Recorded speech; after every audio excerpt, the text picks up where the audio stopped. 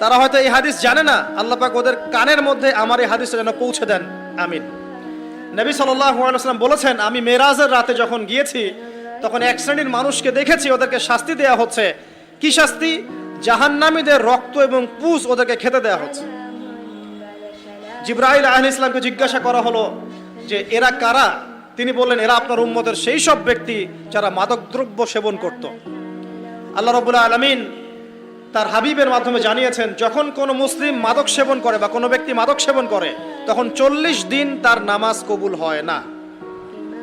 এরপর যদি সে তওবা করে তাহলে আল্লাহ পাক তার তওবা কবুল করবেন ইনশাআল্লাহ।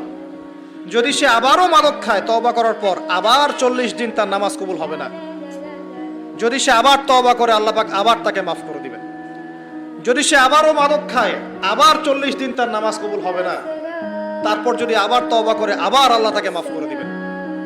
এরপরেও যদি সে আবার মাদক দ্রব্য সেবন করে, নবী সাল্লাল্লাহু আলাইহি ওয়াসাল্লাম বলছেন তাকে আল্লাহ রাব্বুল আলামিন পরকালে মৃত্যুর পরে তিনাতুল খাবাল পান করাবেন। তিনাতুল খাবাল। জিজ্ঞাসা করা হল, ইয়া রাসূলুল্লাহ, তিনাতুল খাবাল কি জিনিস? নবী সাল্লাল্লাহু আলাইহি ওয়াসাল্লাম উত্তর দিচ্ছেন, এটা হচ্ছে জাহান্নামীদের রক্ত, মাংস, এগুলো পুড়ে পচে যে রসটা বের হবে, এটা হচ্ছে তিনাতুল খাবাল।